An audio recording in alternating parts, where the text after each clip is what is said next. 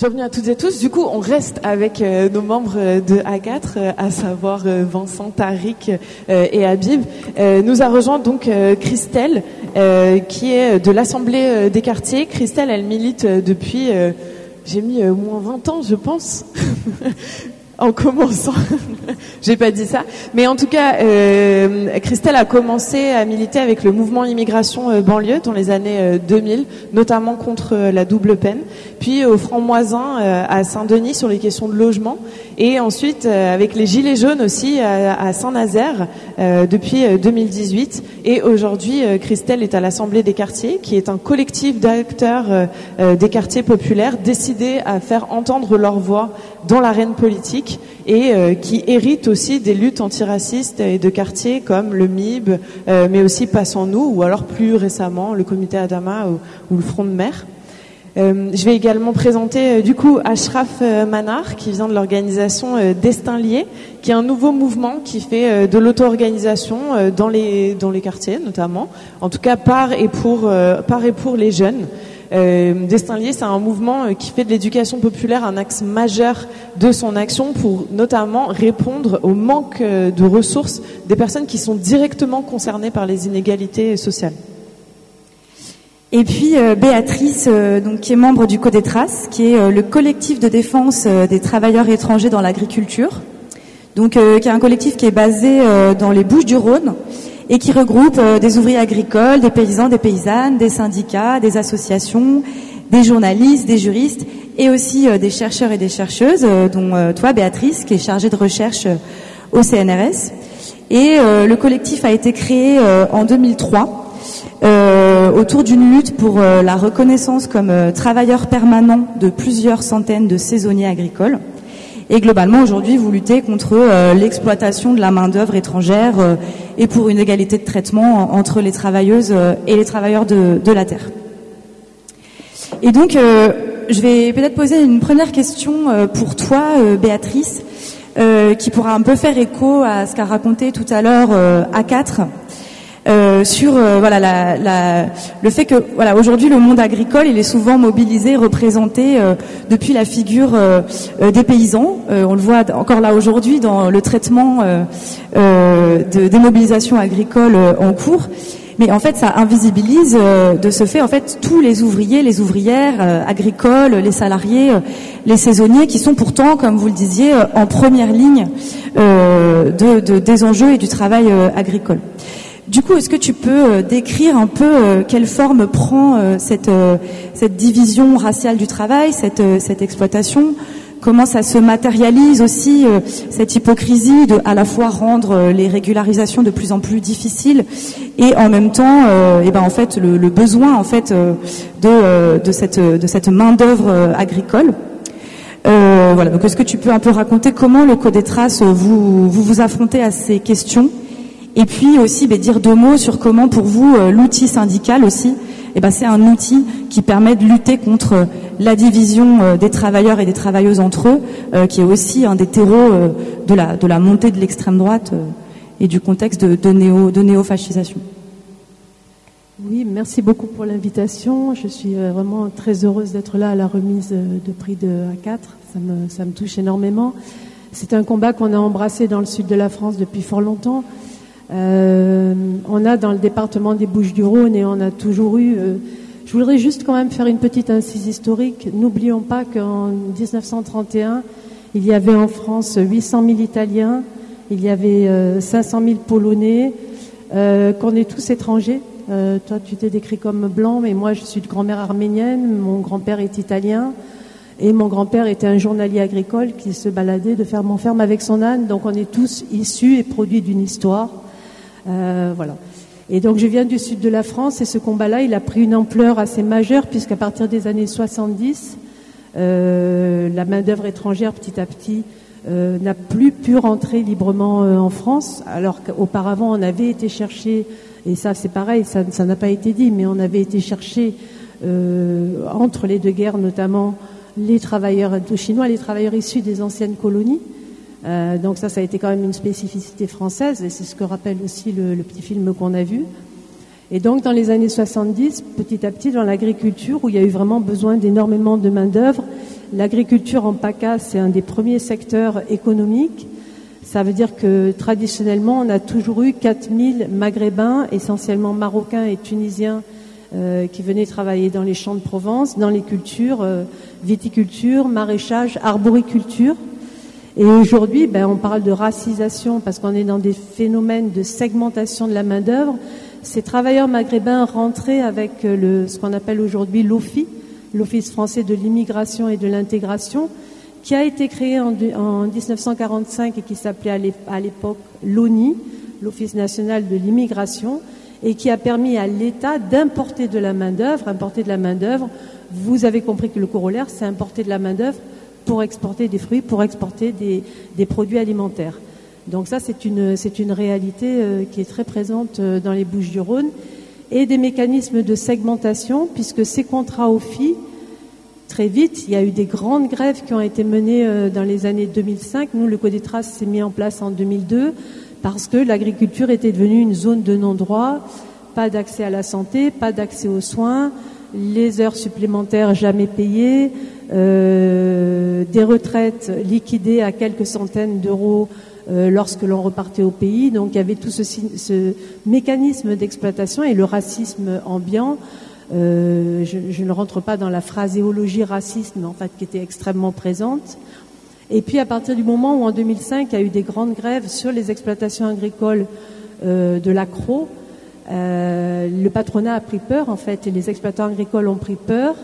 Et de là, par effet d'opportunité en fait, comme la directive Bolkestein en 2006 permettait la prestation de services et que la directive détachement permettait aussi aux main-d'œuvre de circuler librement en Europe, s'est mis en place une deuxième strate de travailleurs étrangers qui sont ce qu'on appelle les travailleurs détachés, qui eux ne sont plus introduits par les États mais sont introduits par des prestataires de services qui sont des entreprises de travail temporaires dont les plus grosses ont pu mettre à disposition. Là encore, réfléchissons sur les termes, c'est-à-dire qu'on fait venir des travailleurs étrangers qui sont des travailleurs extracommunautaires qui sont arrivés dans un pays de premier accueil, Espagne ou Italie par exemple, et on les met à disposition d'exploitations agricoles françaises où là aussi on va jouer sur tous les différentiels de droits, de salaires, avec une somme, on va dire, à la fois d'inégalité, de discrimination, voilà.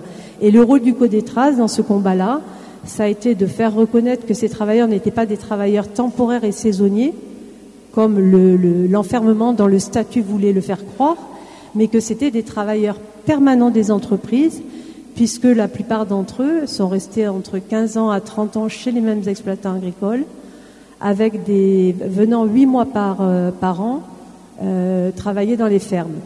Et en 2005, quand il y a eu les grandes grèves, alors le combat a été gagné, le combat juridique a été gagné, la haute autorité de lutte contre les discriminations a reconnu que ces travailleurs essentiellement marocains et tunisiens n'avaient pas le droit à la même égalité de traitement que les nationaux alors qu'ils faisaient exactement les mêmes tâches.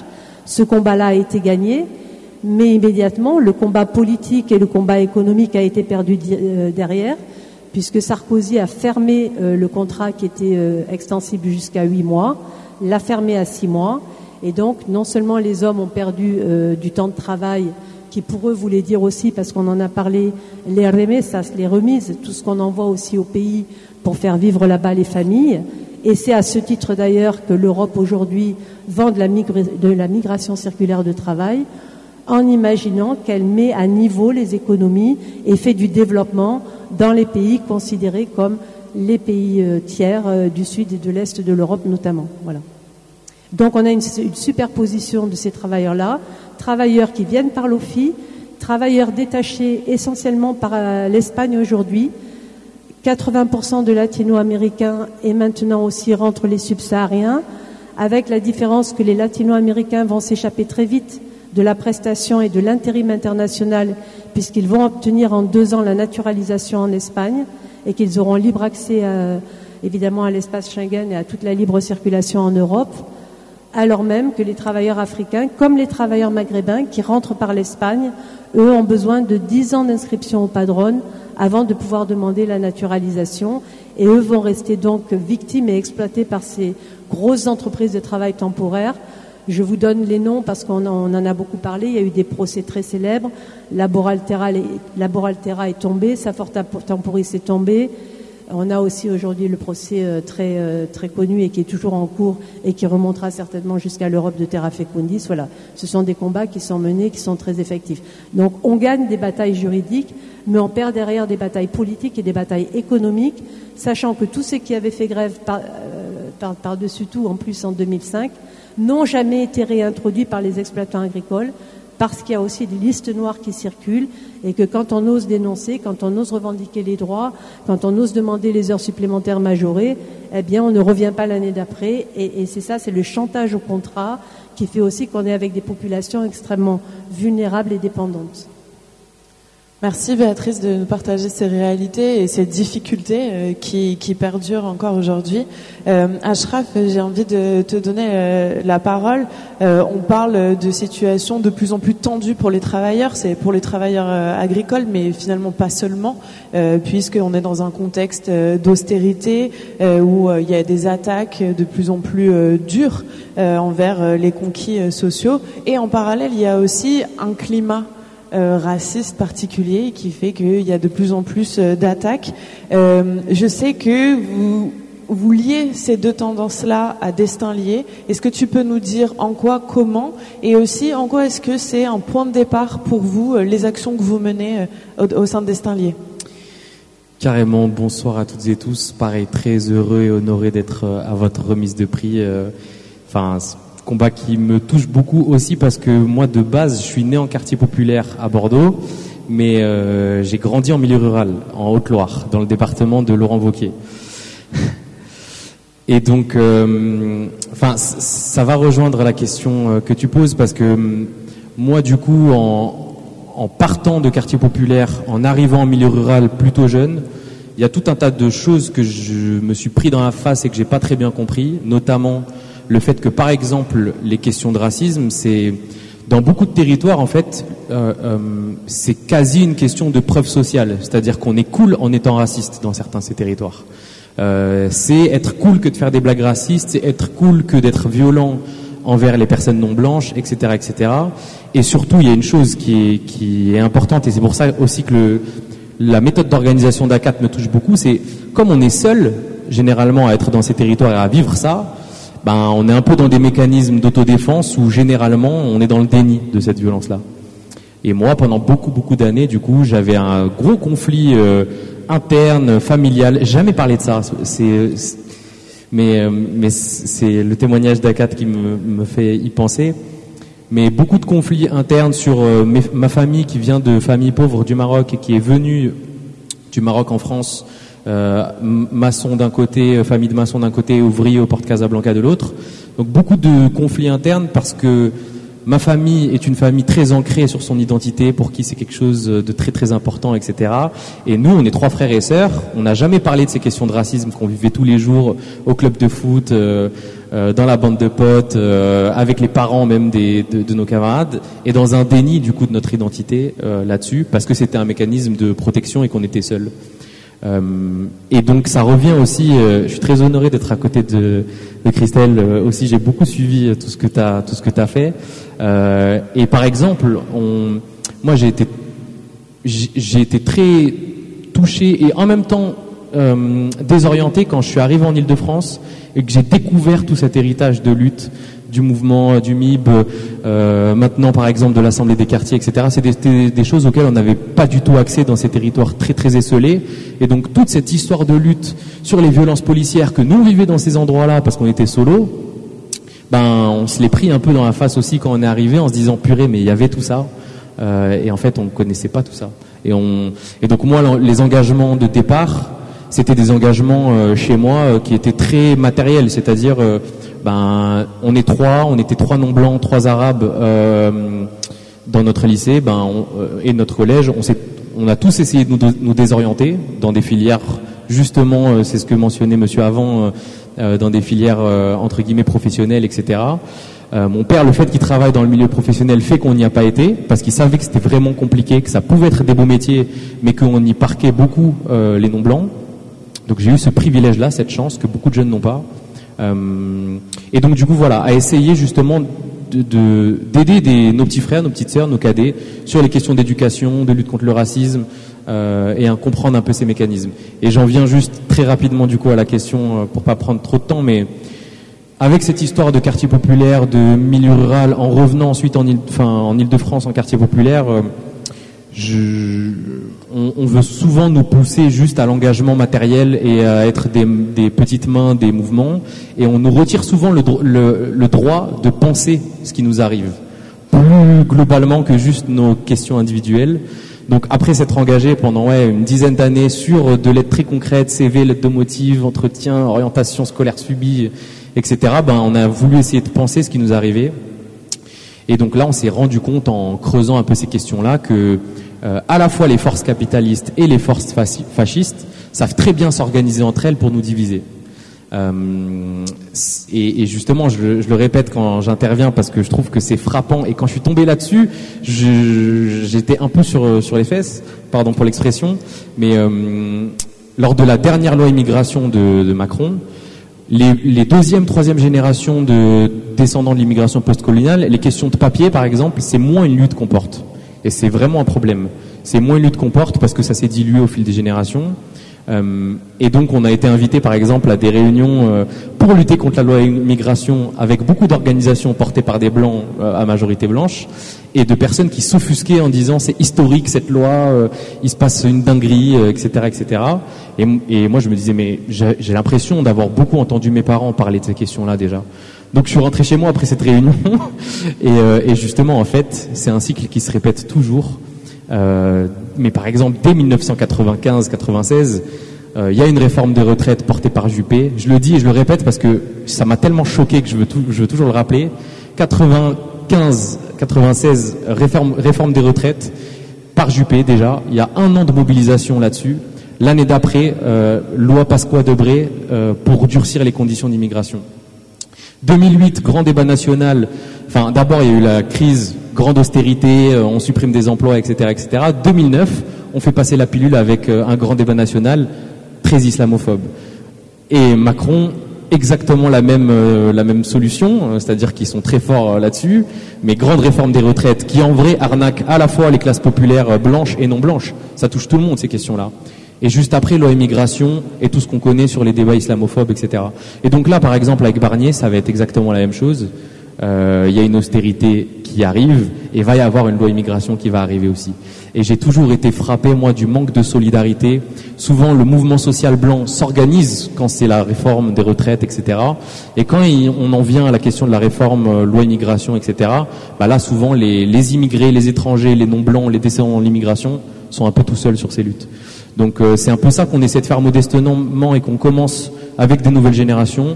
On va essayer de raccrocher plein de jeunes qui sont pas engagés, qui connaissent pas toute cette histoire de mobilisation parce qu'on vient pas de nulle part, on vient de toutes les mobilisations qui ont été portées avant, et pour essayer de former pour que ça n'arrive plus. Le fait qu'à 18 ans, moi j'arrive en Île-de-France et que je connaisse pas cette histoire, parce qu'on nous l'apprend pas à l'école et on sait très bien pourquoi, c'est un gros problème. Donc aussi renouer ces liens avec nos aînés et avec l'histoire de ces luttes pour faire la jonction entre les deux. Merci Ashraf.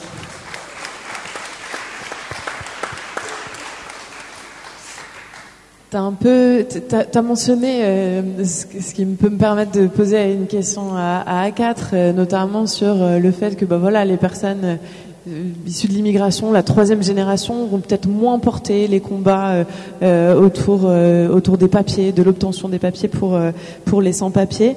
À A4, je sais que vous parlez souvent de ça, de cette segmentation, de cette disjonction des luttes antiracistes. On a un peu envie de vous entendre là-dessus, notamment parce que là, on a commencé par les questions vraiment du travail avec Béatrice. Là, on a aussi déjà commencé à mentionner les questions plus sociales, du travail, les papiers, etc. Vous faites aussi vous combinez finalement différents aspects du racisme. Est-ce que vous pouvez creuser là-dessus?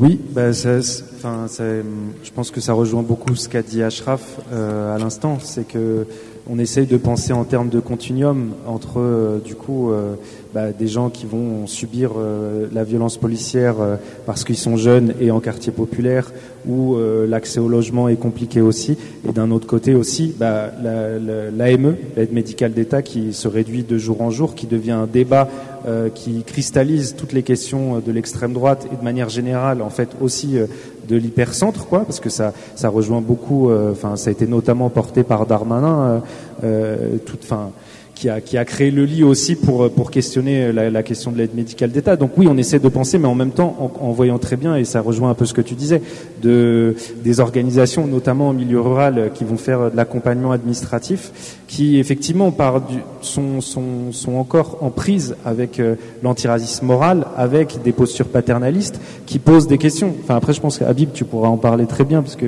on a eu l'occasion de rencontrer des personnes il n'y a pas si longtemps que ça, et je trouvais que même sur la posture aussi, il y a vraiment, on sent que c'est des luttes qui ont été disjointes, parce qu'elles étaient, finalement, elles étaient portées en cœur, mais que finalement, je sais pas, moi, ça me semble plus que nécessaire de penser les deux, même si finalement, structurellement, il y a de la disjonction et il y a de la tension, en fait, juste de nommer ça, mais qu'il y a quelque chose à dépasser et qu'il y a un renouveau qui est assez puissant, je trouve, là, depuis quelques années, notamment porté par les descendants de l'immigration, mais que, voilà, mais je sais pas, je pense que tu as quelques éléments assez intéressants à nommer.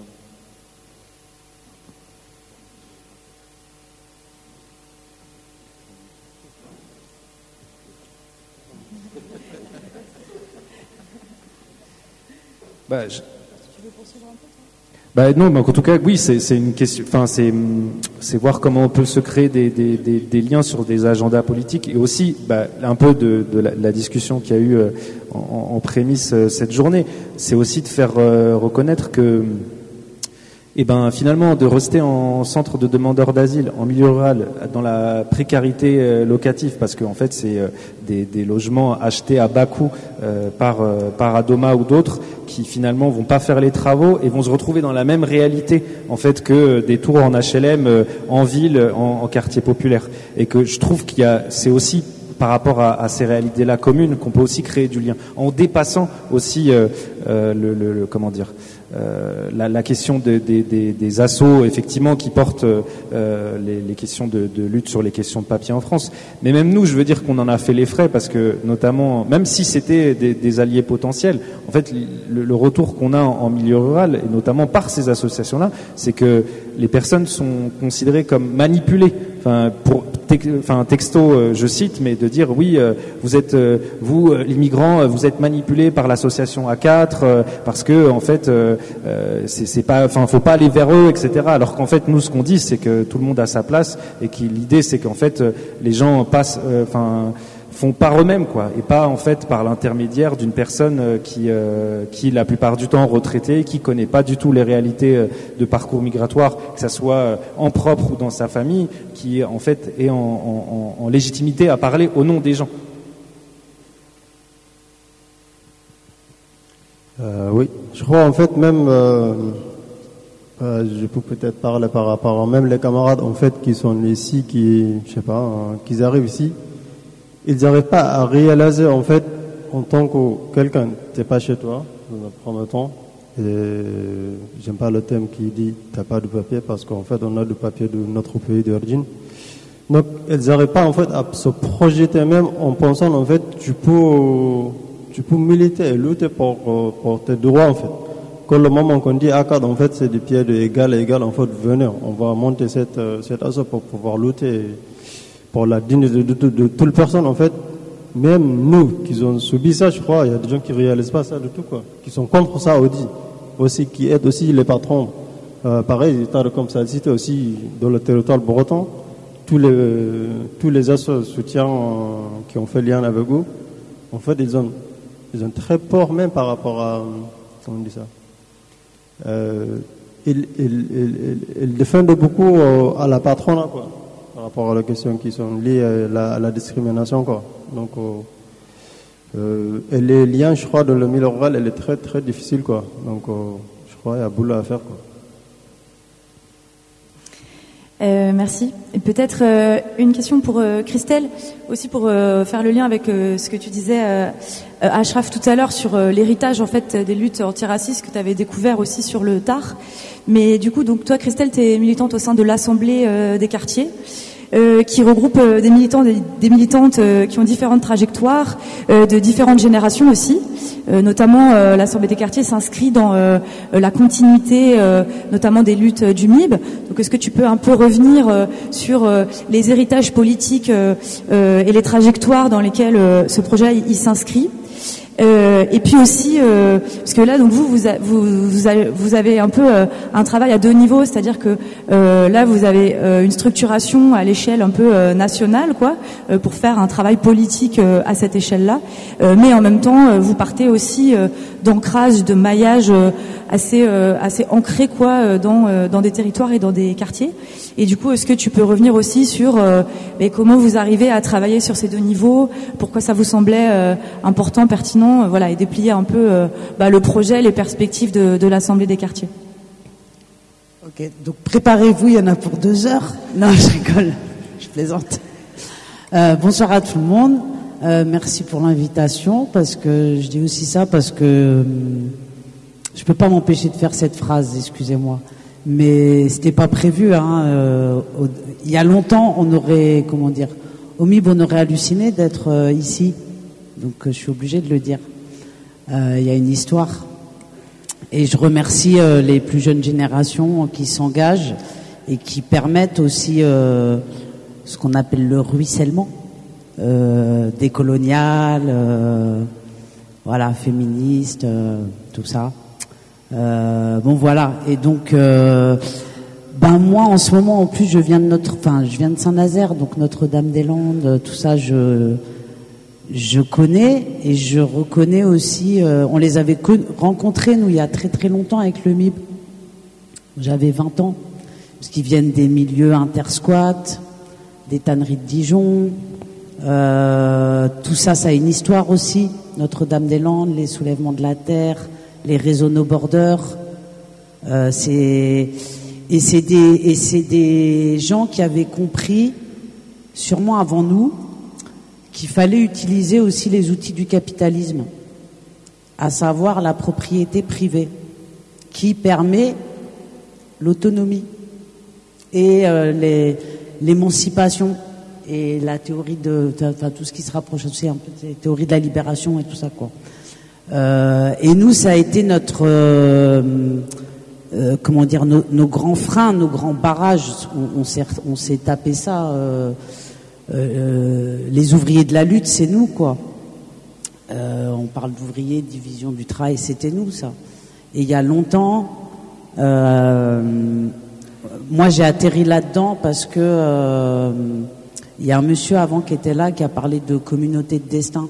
Moi, j'ai atterri dans ces histoires-là, pas parce que, je sais pas, je voulais faire une activité ou je sais pas. Voilà. Parce que des fois, il y a des gens, ils se retrouvent dans des luttes comme ça. Voilà.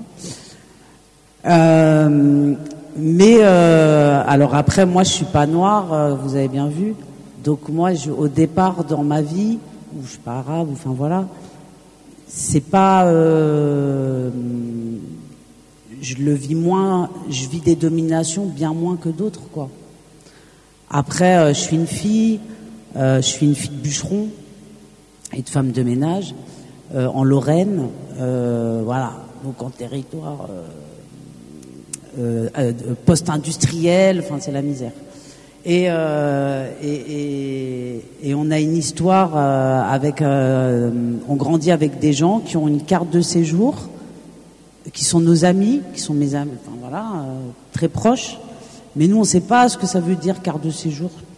Les conséquences de ça, on va les rencontrer avec l'histoire de la double peine. Et c'est quand j'ai 18-20 ans que notre ami très proche, il est double peine, il est incarcéré. On découvre un peu comme toi, tu vois ce que ça veut dire, cette discrimination, cette non-égalité dans la citoyenneté. Moi, quand je suis arrivée au MIB, on parlait pas d'antiracisme. Enfin, tu vois, on parlait de la question de la citoyenneté, de l'égalité des droits. C'est comme ça que moi ce qui nous rapprochait tout de suite de la question de l'autonomie, de l'autodétermination. Et ce que j'entendais moi dans l'antiracisme, c'était toute l'histoire de touche pas à mon pote, quoi, de SOS racisme et tout ça, quoi, le pote qui dit à son pote blanc touche pas à mon pote, quoi. Voilà. Et ça, c'est des choses qu'on m'a appris au MIB. Et donc ces gens-là qui s'appelaient pas encore le MIB, le mouvement de l'immigration et des banlieues, qui s'appelait le Comité national contre la double peine, en fait ils faisaient le travail d'ouvrier, c'est-à-dire le sale taf, quoi, le taf que personne ne faisait, de faire des permanences juridiques, d'accompagner des familles, de soutenir des gens qui avaient rien, qui n'avaient pas de moyens, de se former juridiquement. Qu'est-ce que ça veut dire être double peine? C'est quoi le droit? C'est quoi comment on a accès quand on peut pas se payer un avocat? Comment on fait? Du coup, les gens là sont devenus des experts juridiques. Et nous, en fait, on avait 20 ans et il y avait le 11-30 contre les lois racistes. Et c'est comme ça qu'on rencontre le MIB, parce qu'on écoute du rap et qu'il y a ce 11-30 qui circule parmi nous, les jeunes. J'étais jeune. Et voilà. Et bon, ils débarqueront. À l'époque, on était à Strasbourg, et ils viendront avec on appelait ça un G7 à l'époque, ou un G8, je sais plus. C'était pas le G8 de maintenant. Enfin bref. Et ils passeront un film qui s'appelait, parce qu'ils avaient déjà des outils qu'ils avaient construits eux-mêmes, qui s'appelait un film qui s'appelait "Y en a marre de la double peine". Et ils venaient dans ton quartier, ils te disaient comment faire, c'est-à-dire avec un mode d'emploi, quoi. Hein. Tu vas dans ton quartier, tu prends une salle à la maison de quartier, tu vas chercher la famille, les proches, les amis. On va faire une conférence, enfin une projection. On va vous expliquer en quoi c'est pas un problème social ce que vous vivez, c'est bien un problème politique, c'est un problème de citoyenneté, c'est un problème d'égalité, et c'est pas normal que vous soyez seul. Et à partir de là, bon, l'histoire finira bien parce que la double peine du copain, elle sautera.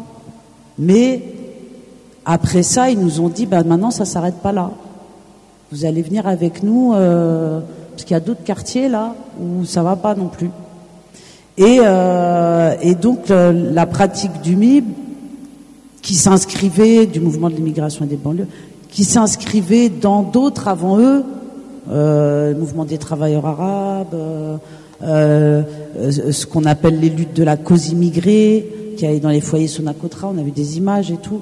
Enfin voilà, je veux dire, ils s'inscrivaient dans ce que d'autres avaient fait avant eux, et dans d'autres pratiques qui étaient la solidarité en allant directement voir les gens concernés et comment on peut t'aider, des permanences, des journaux, se former, se donner de la force, des occupations.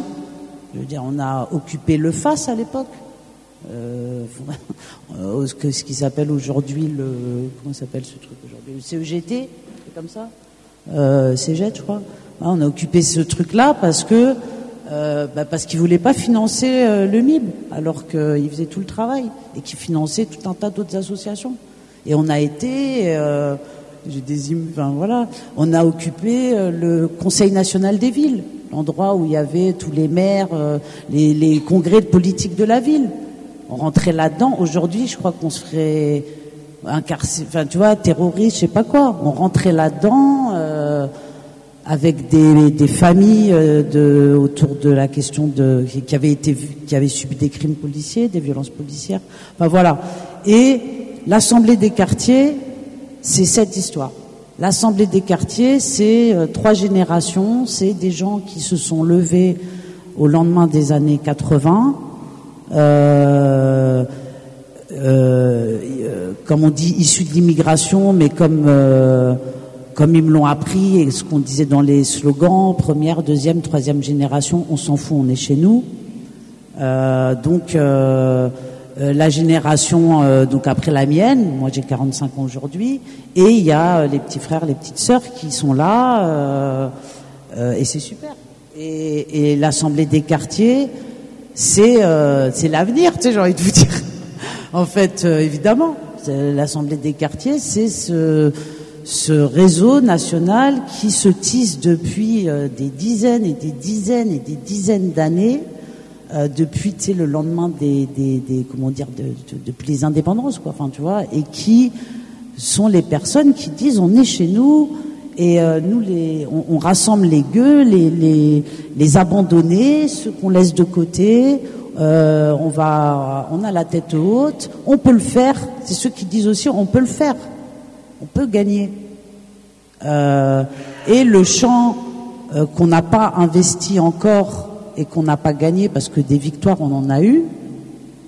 Des copains rappellent souvent, si vous avez droit à un médecin à la première heure de garde à vue, ça c'est parce que il y a un jeune qui est décédé il y a il y a des dizaines d'années de ça dans le quartier du Val-Fouré, Aïssaï, je paie à son âme, et le MIB a accompagné cette famille et s'est battu, et le grand avocat Leclerc, qui a disparu il y a peu de temps, a été un allié du MIB.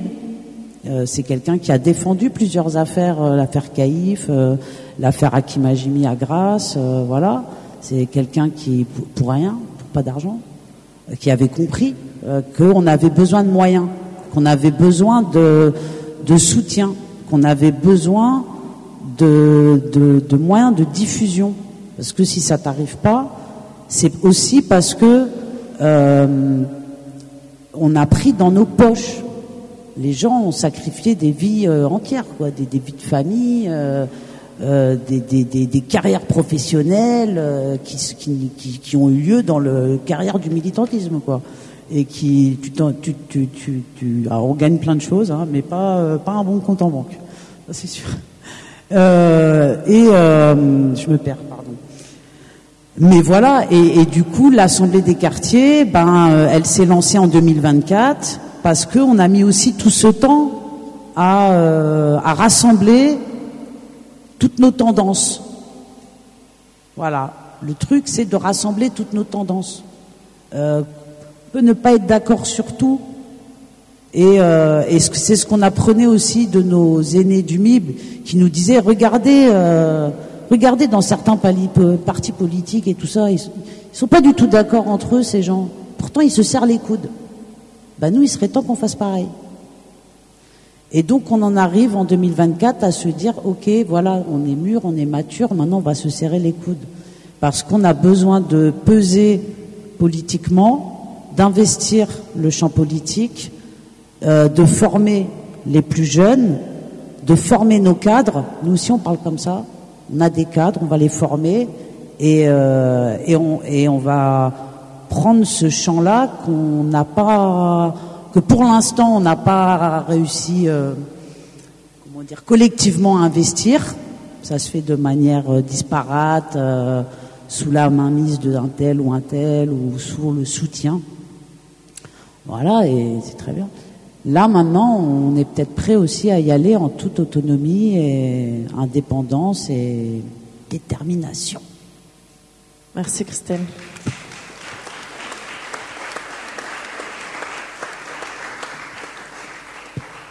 On va essayer d'aborder dans un temps un peu contraint et record une question qui vaudrait le coup qu'on reste assis peut-être 2-3 jours.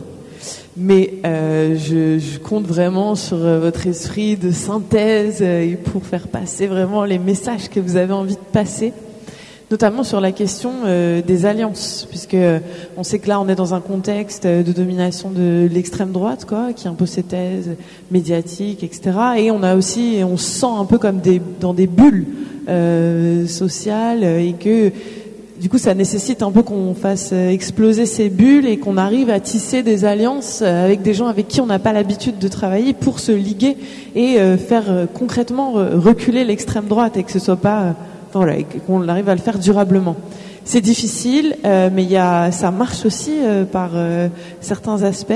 On va vous poser cette question à vos 4 organisations là.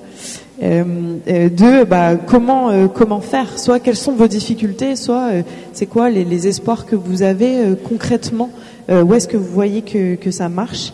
On va commencer par vous à 4, mais du coup voilà, voilà, vous avez compris.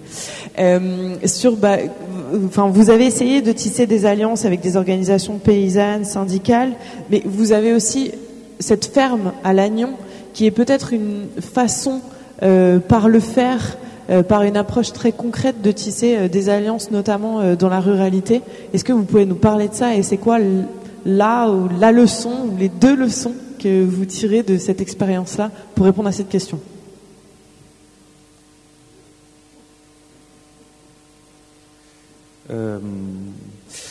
Je dirais que c'est aussi dans des rencontres de personne à personne aussi que ces liens se font, et notamment sur ce réseau-là d'accueil qui laisse pas les gens dans une place de bénéficiaires mais d'enquêteurs, enquêtrices, parce qu'en fait l'idée c'est que les gens ont un rôle aussi à jouer dans l'association pour permettre, à partir d'un questionnaire et d'un protocole d'accueil qu'on a réfléchi ensemble, de pouvoir un peu, voilà, que chacun a son rôle dans ce lien d'alliance. Et même si voilà, il y a beaucoup de difficultés, je pense que c'est pas simple, notamment sur la méconnaissance du droit, d'où le fait que c'est une question à part entière dans le travail de l'association, pour montrer qu'en fait voilà, il y a des formes d'illégalisme, mais ça ne veut pas dire que en fait les peines sont fortes, ou en tout cas que la jurisprudence et ça s'est vu dans le bâtiment ou dans le ménage, en fait les patrons voyous ne prennent malheureusement pas souvent cher, quoi, alors qu'il s'agit des fois de 200-300 personnes qui peuvent ne pas être déclarées et être traitées de manière indigne. Et que la leçon, c'est se faire pas à pas, et c'est aussi se visibiliser les uns des autres, c'est créer aussi des espaces de rencontre, parce que partir de la réalité de la ville pour aller rencontrer le milieu agricole, et ben en fait c'est aussi ça, c'est par ce biais-là aussi que les groupes se constituent, enfin qu'il y a aussi un commun de confiance et un socle aussi d'engagement des uns des autres, à la fois côté paysans, mais aussi côté des personnes en fait qui vont aller, pour certains sortent de Paris pour la première fois, ou d'autres villes depuis leur arrivée en France. Et c'est aussi par ce biais-là. Et peut-être je donner juste l'exemple, moi qui me semble important, et qui a un parallèle intéressant, c'est la réalité des luttes logement qui a pris un contre-coup énorme avec la loi Kasbarian, montre que la disjonction des groupes sur les guerres de chapelle, même si elles sont légitimes, entre des groupes qui vont ouvrir des maisons parce qu'en fait il y a un besoin de logement et parce qu'il y a beaucoup de logements vacants, et de l'autre côté en fait des structures beaucoup plus établies comme le DAL qui finalement n'arrivent pas à travailler ensemble, ou en tout cas de manière très limitée, alors que de l'autre côté de la frontière, à Barcelone, on voit que la liaison entre différentes réalités de petits locataires, de petits propriétaires, de gens qui squattent, et avec une pluralité de squatteurs, ça veut dire à la fois des gens qui le font par nécessité et d'autres qui le font par volonté politique, en fait arrive à créer un répertoire d'action qui en fait pèse, et qui pèse toujours à Barcelone. Je pense que c'est des exemples qu'on doit prendre, que en fait si sur les questions d'antiracisme ou de lutte de manière générale sur la libre circulation sur le territoire, c'est un bon exemple aussi qui montre que en fait quand il n'y a pas front commun, en fait on nous détruit assez aisément. Et maintenant les maisons secondaires en Bretagne sont sanctuarisées.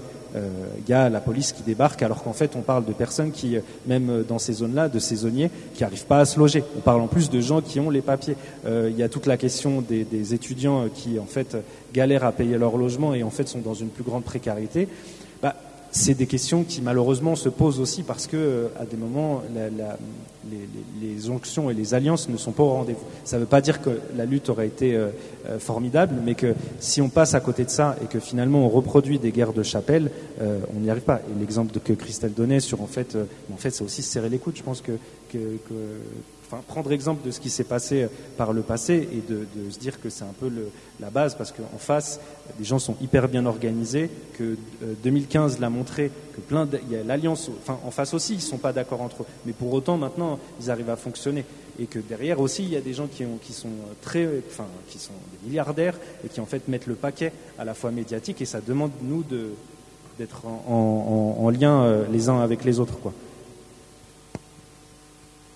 Je voulais juste ajouter, parce que tu en as parlé, Habib, au début, c'est dans un collectif informel qui s'appelle Reprise de Terre, on a, je pense, essayé en tout cas, je ne sais pas si on a réussi, mais de créer des alliances avec Barbara Grozinski, je crois, qui parlait de reconnaître ses lignées, de quelle famille on vient. Moi, j'ai du milieu de l'éducation populaire, lutte paysanne, il y en a d'autres qui venaient de la jeunesse climat, donc reconnaître ses lignées, ses différences, trouver les intérêts communs là, face à une montée, on voit bien ce qui se passe là, depuis un moment malheureusement, et comment on fait commun ensemble malgré tout, comment on crée ces alliances.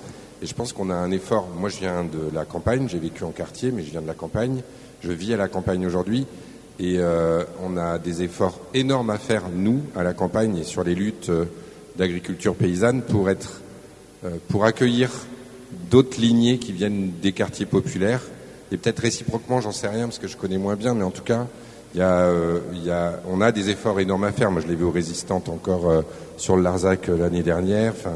C'est quand même blanc. Les efforts, ils sont pas faits convenablement en tout cas. Voilà. Oui, parce que d'ailleurs, tu vas pouvoir en parler, Béatrice, aussi, mais A4 comme le Codetras aussi, vous disiez par exemple que vos rapports avec les syndicats agricoles, notamment la Confédération paysanne, sont un peu, poussifs, quoi, mais voire décevants en fait. Mais du coup, Béatrice, ce qui est aussi d'intéressant dans le Codetras, c'est que c'est déjà une coalition d'organisation, quoi. Du coup, peut-être tu peux nous dire aussi ce qui prend, ce qui marche, parce que c'est quand même un collectif qui a de l'ancienneté et qui a obtenu des victoires. Et du coup, peut-être aussi, si tu veux réagir à ce qui a été dit par A4, mais aussi nous parler un peu positivement, qu'est-ce qui fonctionne aussi à votre endroit. Alors déjà, c'est vrai que le Codetras, c'était un regroupement parce qu'il y avait l'ASTI, l'association de soutien de travailleurs immigrés de Berre, il y avait le MRAP, on était tout un regroupement. Il y avait les associations de défense des droits de l'homme beaucoup plus généralistes, je pense la CIMAD, le GISTI. Il y avait des syndicats, on avait la CNT, on avait l'UL de CGT de Château-Renard. On avait quand elles ont commencé à sortir les associations altermondialistes, type ATTAC et autres. Du coup, on était un énorme regroupement. Et j'ai envie de dire, c'est pas forcément ça qui a fait la liaison et le lien et la cohésion du groupe, parce que quand même, on existe depuis plus de 20 ans. Ce qui a fait la cohésion du groupe, c'est la lutte.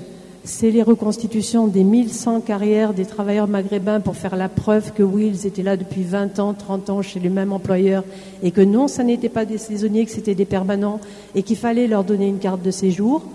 Parce que cette lutte-là, qui a duré des mois et des mois pour faire ces reconstitutions de carrière avec tous les travailleurs qui venaient avec des sacs plastiques et leurs années de contrat qu'il a fallu donc réordonner, mettre bout à bout, numériser, etc.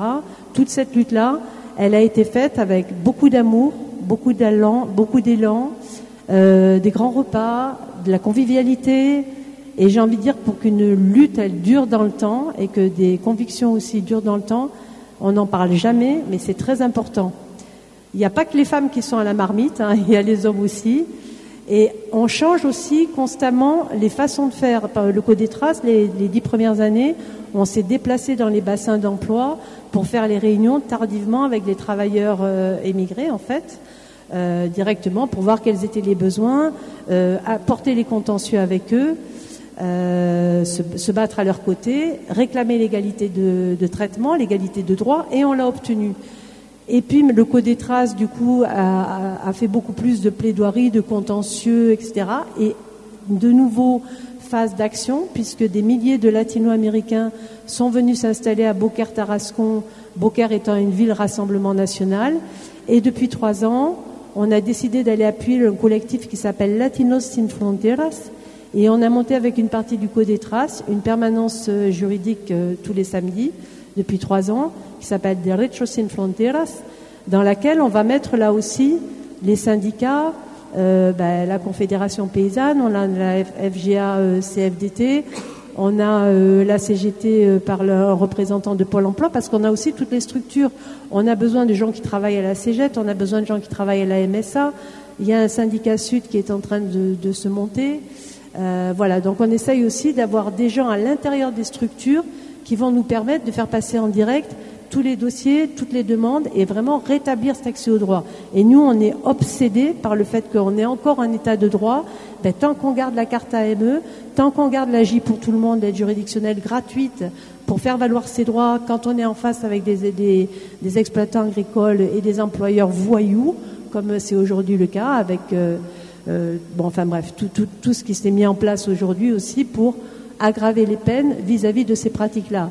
Juste, je signale que ces combats-là, ils sont suffisamment significatifs parce qu'on n'en a pas du tout parlé, mais dans la loi immigration a été aujourd'hui reconnue la possibilité d'avoir un titre quand on fait tomber et qu'on dénonce un employeur pour travail illégal, pour travail dissimulé, ou quand on met au jour un hébergement indigne et indécent. Et ça fait partie aussi, c'est des conquêtes en fait, des petites conquêtes, mais dont il y a besoin aussi pour arriver à garantir qu'on est encore dans un état de droit. Si ça s'écroule et si on met pas ces droits-là en œuvre, ça veut dire que tout le monde recule. Et dites-vous bien que les travailleurs étrangers qui tiennent, et ça a été suffisamment dit, les dirty jobs, demanding, dangerous, qui tiennent toute la première ligne aussi de l'alimentation, ça a été mis à jour au moment du Covid. On avait la presse qui a parlé des 270 000 saisonniers qui étaient attendus en France, 350 000 en Italie, 170 000 en Espagne, 80 000 en Angleterre, 250 000 en Allemagne. Ce sont les travailleurs étrangers qui tiennent aujourd'hui toute la première ligne de l'alimentation. On n'en parle jamais. Donc, si on veut aller plus loin aujourd'hui dans l'articulation, ça va être comment on gagne aussi tout ce secteur-là de l'alimentation pour faire reconnaître que dans la chaîne de valeur, ce sont eux, leur bien-être. Vous avez vu qu'on parle beaucoup de bien-être animal.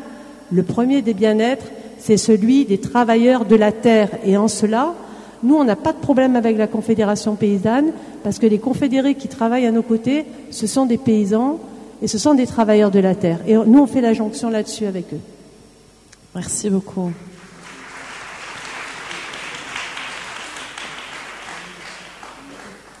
Christelle, est-ce que tu peux nous parler des leçons que tu tires des alliances pertinentes, efficaces que tu as vues?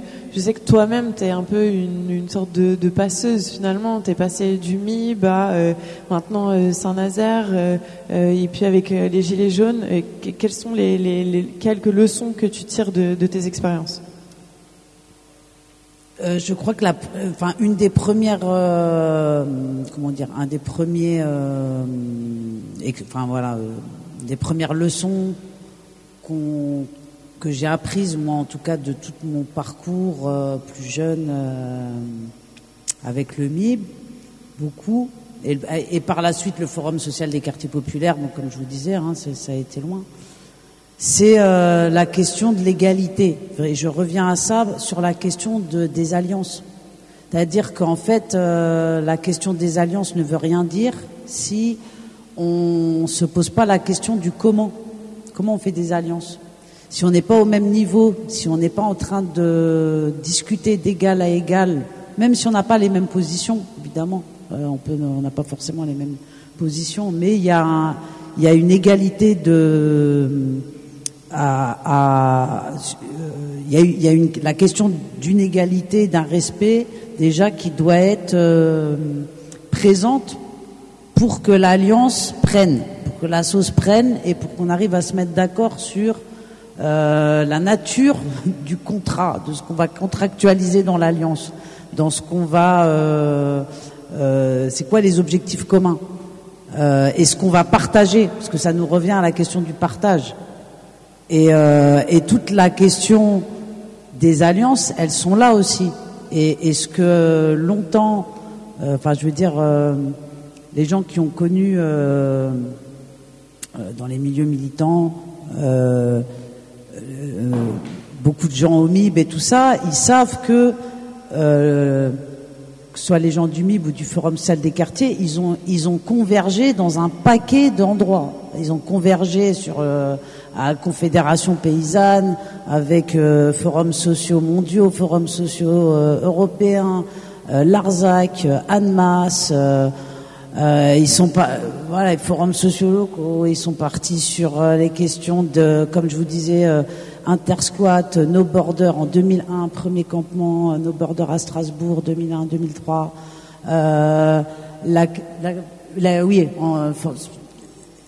Sur Genova, sur les milieux anticarcéraux, avec aussi convergence avec les luttes des prisonniers politiques, Léonard Pelletier, Moumia Abou Jamal, l'ECRA.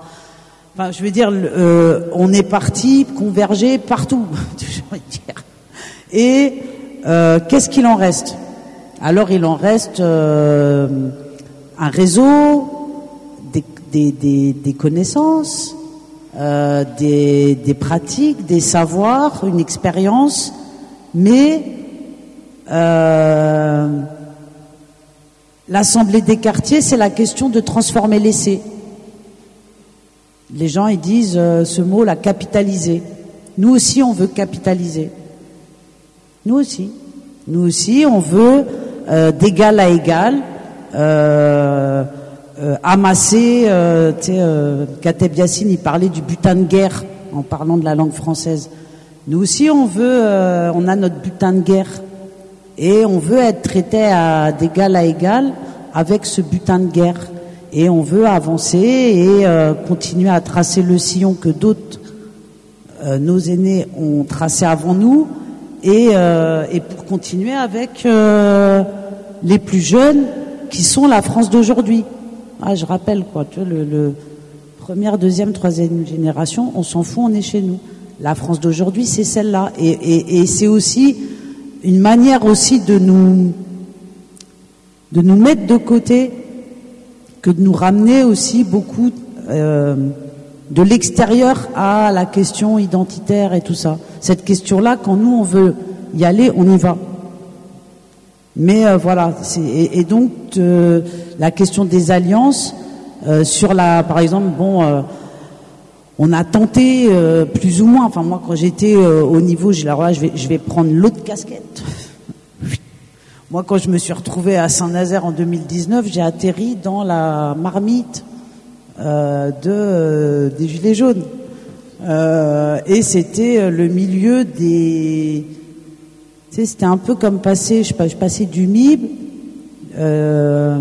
au blanc des quartiers, quoi. C'était rien à voir, mais un truc d'un miroir inversé. Mais aussi avec une fureur dans l'autonomie et dans le respect, la question d'égal à égal, la question de la démocratie directe, pas d'intermédiaire. C'était ça le MIB aussi. C'est ça l'Assemblée des quartiers. Il n'y a plus d'intermédiaire. Personne parle pour nous. C'est bon maintenant. Bon voilà. Donc et donc les alliances, on les cherche. Excusez-moi, je suis longue. Les alliances, on les cherche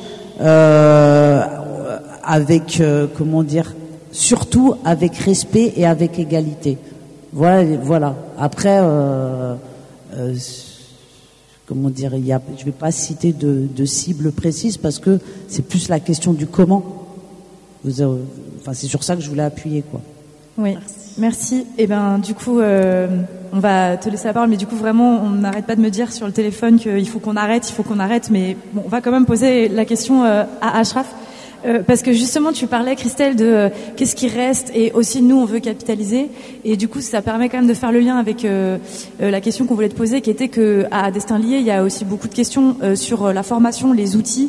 Je sais que par exemple, vous travaillez avec Terre de Lutte, qui est une association qui accompagne des luttes locales, des luttes contre des projets inutiles dans des territoires, où il y a des questions très concrètes en fait d'alliance de comment des mouvements qui sont un peu puissants dans les mouvements écologiques comme les soulèvements de la terre ou des luttes locales peuvent aussi mettre des formes de mutualisation sur les cantines, les groupes anti-REP, les mutuelles de matos, etc. Est-ce que tu peux nous raconter un peu ces perspectives-là autour des outils, de la formation Ouais, carrément, je vais être court et surtout c'est super dur de passer juste après tout ce qui vient d'être dit. Franchement, petite pression. Mais peut-être en rapide, on commence à un peu défricher cette question des alliances, à la fois côté quartier populaire justement, avec des membres de l'Assemblée des quartiers, avec des membres de Passons-nous, etc. On se pose par exemple beaucoup la question de la culture. Tu avais mentionné qu'il y avait un point de départ sur un film documentaire, etc. En fait, nous, on n'utilise pas beaucoup ces outils, alors que c'est un héritage d'une façon de lutter qui est extraordinaire. Et donc, par exemple, on a des conversations en ce moment avec la Caravane des quartiers pour nous transmettre cet héritage via des documentaires, via des expositions photos. Voilà, ça, c'est des choses qui nous touchent beaucoup. Donc à la fois avec ces réseaux-là, avec les réseaux Terre de Lutte aussi par exemple, il y avait le camarade Victor qui était dans le coin. On n'aurait jamais imaginé faire ces grands écarts-là. Moi c'est logique dans mon histoire parce que j'ai un peu cette double casquette, mais pour beaucoup de jeunes, et toi tu l'as en inverse, c'est marrant. Mais on s'imaginait pas faire ça de base. Et lorsqu'on avait invité Victor à un de nos week-ends de travail, parce en ce moment on a 40 jeunes issus de beaucoup de milieux populaires, quartiers populaires et milieux ruraux qu'on essaie de former. Lorsqu'il est venu à notre week-end, en fait, ça a été trop utile sur justement toute cette expérience-là. Donc, on essaye de s'inspirer de tout ça, et en super concret, du coup, ce qu'on va essayer de porter pendant l'année, c'est d'essayer de monter un réseau de collectifs de jeunes, une partie en quartier populaire, une partie en milieux ruraux, parce que tu le disais, il y a la question de la rencontre humaine. On n'a pas d'espace aujourd'hui où justement ces jeunes se rencontrent. Quand j'étais en quartier populaire, évidemment, on est baigné là-dedans, donc on se connaît. Je suis passé en milieu rural, on est complètement déconnecté de ces espaces-là. On n'a aucun moyen de se parler. Donc rien que le fait d'avoir des espaces communs dans lesquels discuter, dépasser les préjugés aussi.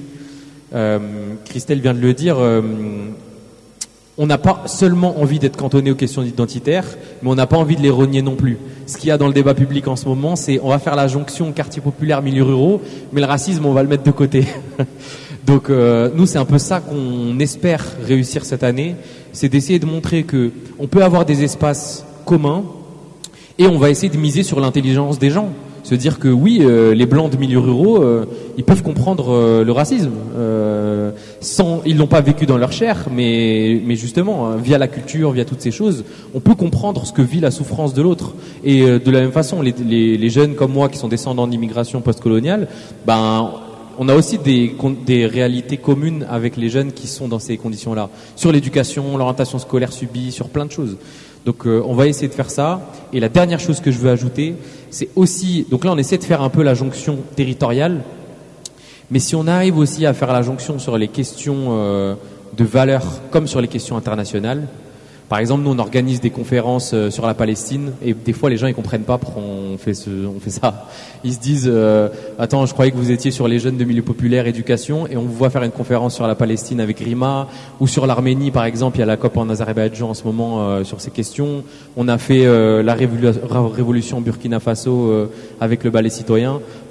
C'est des sujets qui nous concernent aussi. Et si jamais on s'en détache, comme parfois les gens ont tendance à se détacher de la question des papiers, des étrangers, de l'immigration, on aura perdu aussi. Donc on essaie de faire ça aussi modestement. C'est un grand chantier, mais on l'ouvre et je suis trop content d'avoir aussi, d'être à la même table que toutes ces personnes, parce que c'est autant de personnes avec qui on va pouvoir tracer des pistes, quoi. Merci.